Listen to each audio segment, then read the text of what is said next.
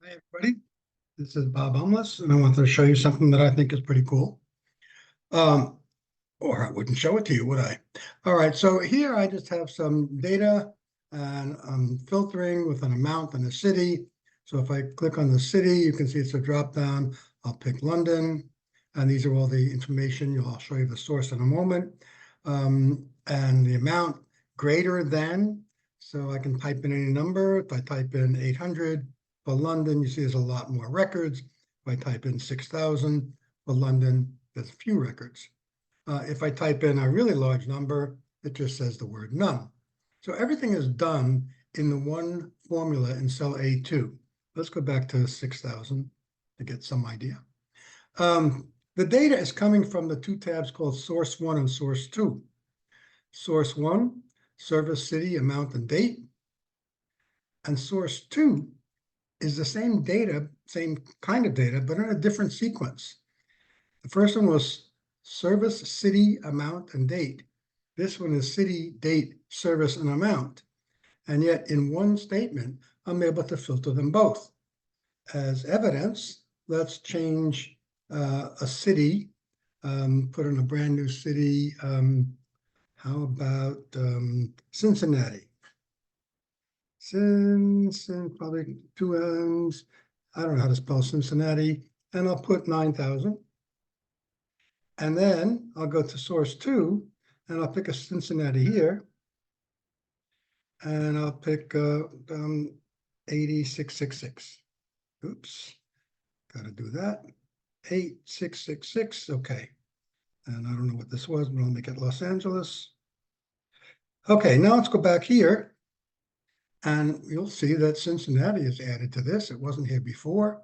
And there's the two items, 9,000 and 8666, picked up from two different sources, which I think is pretty cool, especially since the sources are in different sequence. Let's take a look at how that's being done.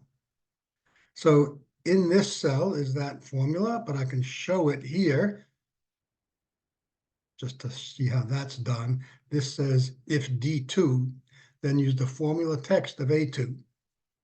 And this checkbox is linked to cell D2. You can see that. So, but now I can make this bigger if I want, or since I have room, I can bring this down to here without giving a spill error and make it bigger so we can take it apart. So first of all, if it's an error, then you see the word none, which you saw earlier.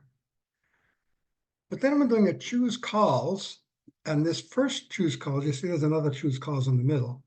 The first two choose calls filters out the city, 134. So column 2, whatever this is not shown. If I showed the city, it would just say Cincinnati all the way down, or whatever city I've chosen here.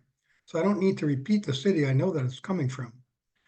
So let's take a look. I'm doing let statement, which I like to consider is like a column helper.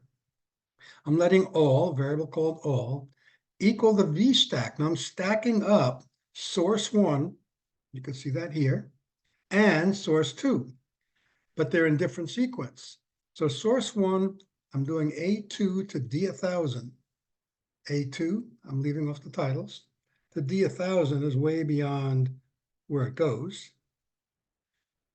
So that, and that sequence is, go back to the top, service, city, amount, date. And for source 2, I'm doing a choose calls. And I'm doing 3142.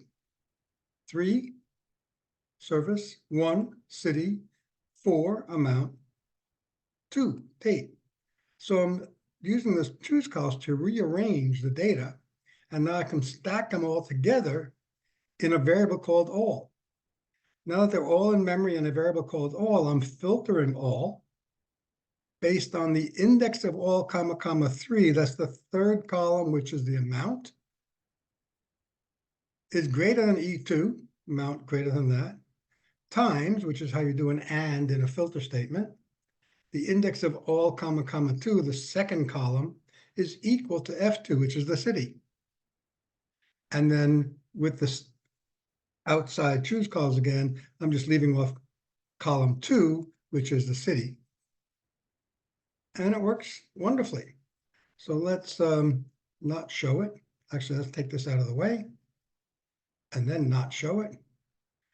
And take a look at this. How did this show up automatically when I typed in city? So if I Cincinnati. So if I go back to here and take off Cincinnati, change that back to London, take off Cincinnati here, make that New York, come here.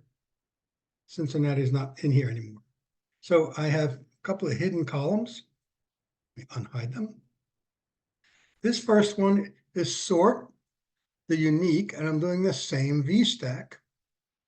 But here I picked just the city. I don't need to rearrange anything. I did column 2 from source 1, column 1, or A, from source 2, stacked them together, took the unique, sorted them, and we get a 0. And the reason we get a 0 is because I went out to row 1,000. I could have taken some extra work to make sure that I get the exact number of rows in here, but didn't need to do that to make the point. So this is not the source for this. It's here, and I did a 2-call of the sort of the unique, the same thing, but comma 1, and the 2-call with a comma 1, comma, the 1 says ignore blanks. Now, for those of you who think, well, why don't I just use H1 $, instead of this whole thing all over again? And that's because H1 $, has an actual 0 in it. So it would still give me a 0. So that's it. There's no more Cincinnati, so this says none. Change it to Redmond. Change that to 1. And we got a long list. Hope you enjoyed that. And until next time, bye-bye.